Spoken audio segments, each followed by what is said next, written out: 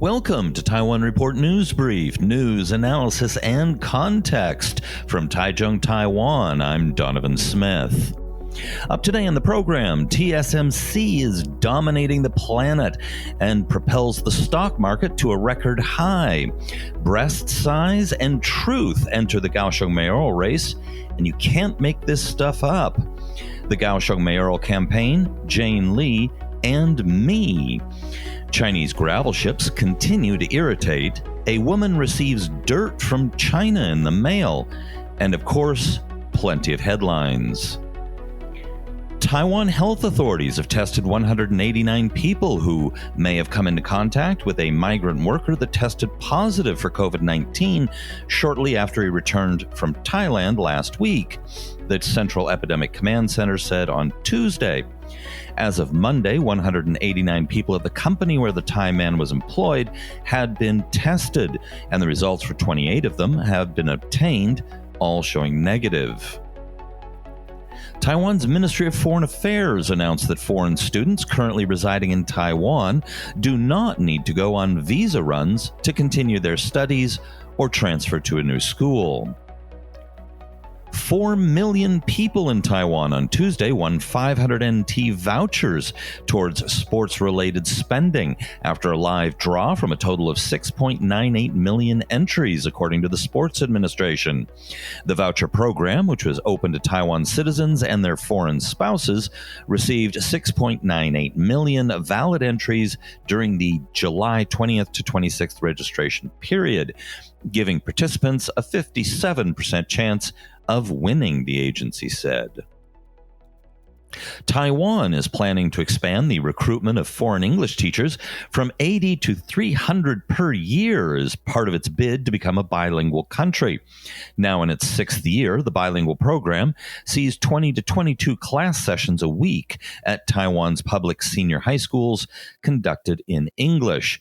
The program has been touted as helping to sharpen the country's competitive edge. The government's business climate monitor last month remained yellow-blue for a 4th month, indicating economic softness as the COVID-19 pandemic continued to weigh on major economic barometers, except imports of capital equipment and cash supply, the National Development Council said. Quote, although the slowdown persists, some gauges such as Purchasing Managers Index and consumer confidence started to pick up, suggesting stabilization, the council research director told a media briefing. A draft proposal by U.S. Representative Tom Tiffany that would have put some financial limitations on the U.S. State Department enforcing their guidelines on Taiwan has been voted down in committee along partisan lines, with the majority Democrats voting it down. The minority Republicans unanimously voted for it. The state guidelines are a list of petty self-inflicted restrictions on how the State Department can interact with Taiwan and Taiwanese. This is very disappointing, as recently Democrats have been voting for Taiwan.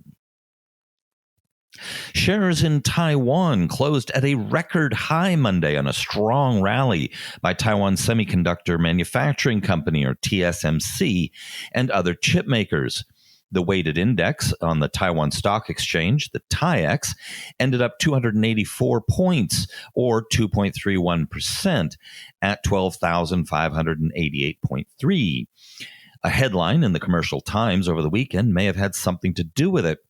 Intel AMD placed large orders for TSMC high-end technologies. There are rumors that Intel will start to outsource chip production to TSMC and will compete with AMD for TSMC capacity. Intel, which had previously produced all chips in-house and used to be the world's most advanced chip maker, has fallen a full generation behind TSMC in technology. TSMC on Tuesday briefly became the world's 10th most valuable company in the world by market cap, but settled back to 12th place. What's amazing is that the stock market record high set on Monday finally topped the record set in 1990, when people would sometimes refer to the ROC as Republic of Casino. Those days were insane. Money was sloshing around everywhere. Consumer confidence, by the way, in Taiwan improved for a second straight month in July, helped in part by growing confidence in the stock market, according to a National Central University survey released Monday. Sometimes in the course of political campaigns, things happen you just can't make up. This happened at KMT Kaohsiung mayoral candidate Jane Lee, or Lee Mei-zhen's rally on Sunday. In the wake of Lee renouncing her master's degree after allegations appeared that she'd plagiarized her thesis, she held a rally titled "Thousands Hold Hands, Kaohsiung's True New Female Power." It featured prominent KMT women and was largely aimed at a female audience. It made political sense, as presumably it was part of her campaign to reach out to younger voters who care more about female empowerment. After a number of leaders spoke on Lee's behalf, the host called on Lee's mother-in-law to take the stage. This is when things start to go off the rails. The mother-in-law revealed Lee's sorrow at having a miscarriage and how she cut her hair and donated it to children suffering from cancer, which resulted in many thank you letters and words of praise for her daughter-in-law. Then, abruptly, she grabbed the microphone and swore that everything she said was true. And then she vowed that if she lied, her breasts would shrink. She added that "This is something I don't want." The expression on Jane Lee's face was pained and uncomfortable, to say the least. Almost certainly unwittingly, the mother-in-law had laid an almost perfect trap for Lee. Besides being clearly bizarre, she used breast size as a barometer for truth and implied small breast size is inferior or a sign of diminished capacity for honesty at a women's rally. Talk about wildly inappropriate. Of course, under normal circumstances, Lee could say something about how using her physical attributes to make a political point was inappropriate, and so on, to try and salvage the situation, to stand up for women and the expectations they face in society. But this was her mother-in-law. In traditional Taiwanese families, a daughter-in-law is expected to respect and serve her mother-in-law. And by serve, I'm not kidding. It was traditionally essentially indentured servitude, though things have improved considerably since. But here's the problem for Lee.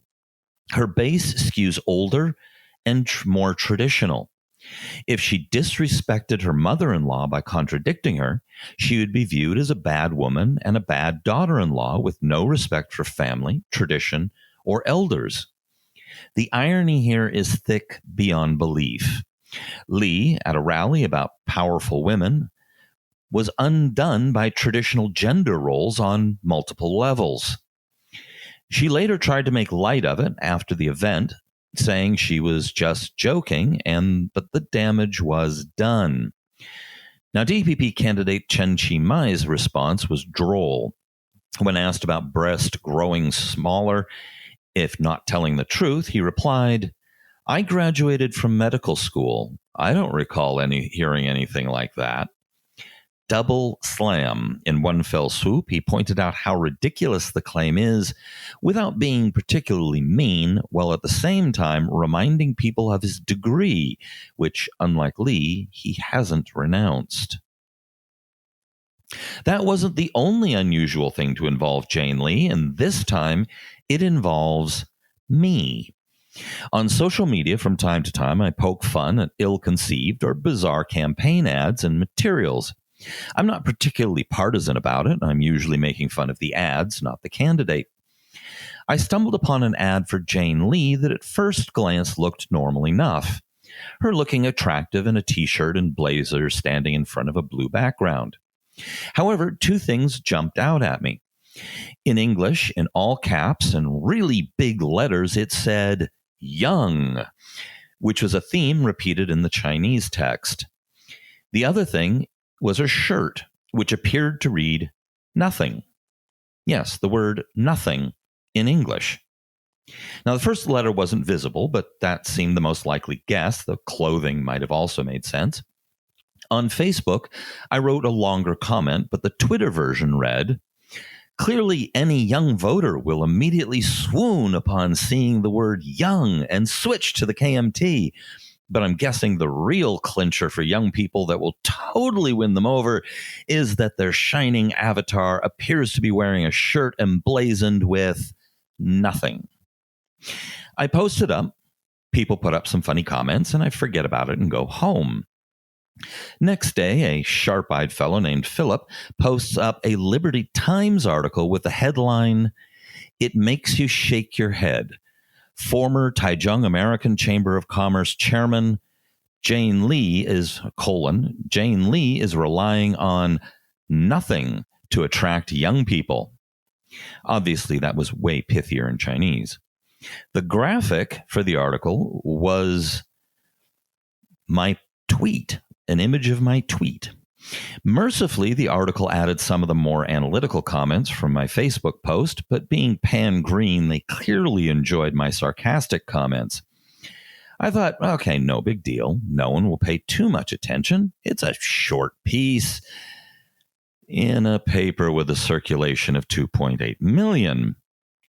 Then I get several messages from SETV News, which is also deep green, and they come to interview me at my office for a TV segment.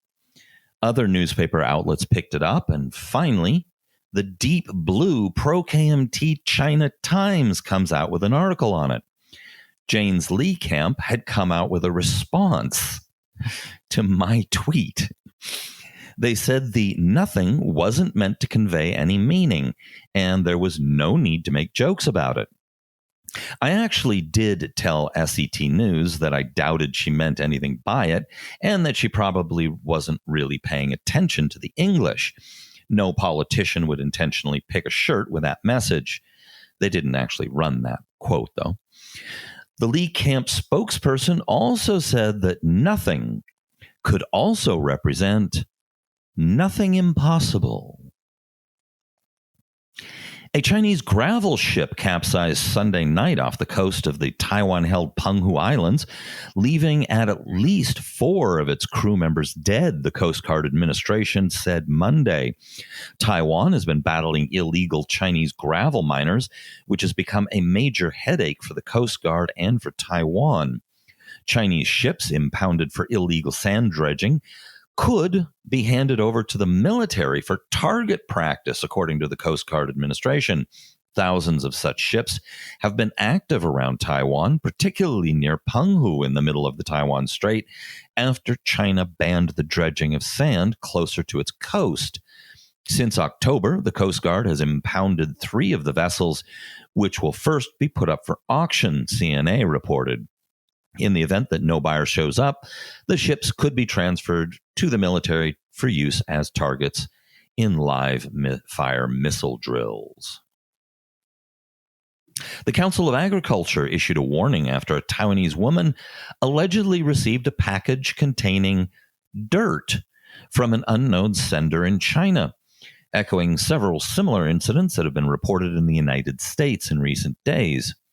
The COA warned people who receive similar packages not to throw them out, as soil can contain roundworm, fungi, and insects, which, though invisible to the naked eye, carry significant risks for Taiwanese crops and plants. The COA's warning follows those by agricultural authorities in at least 27 U.S. states regarding well over 1,000 citizens receiving packages of seeds from unknown senders in China. Police in the United States have speculated that the seeds may be tied to an online scam called brushing, in which a vendor sends items to unwitting participants and then poses as a verified buyer to write positive reviews and boost their product ratings, according to U.S. media reports.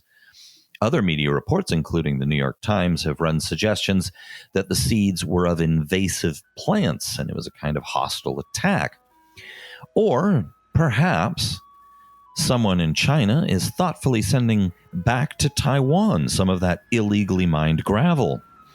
I have no idea what is going on here, but it sure is weird. I'd like to give out a shout out and express my thanks to Kevin, who is joining our patrons. Your support is very much appreciated and goes a long way to keeping this project going. All right, be sure to hit like and subscribe and all that good stuff, and tune in tomorrow. This has been brought to you by the Taiwan Report. For more content like this, become our patron at report.tw. 哎呦，就是那个台湾狗啦，最喜欢我的台湾狗了。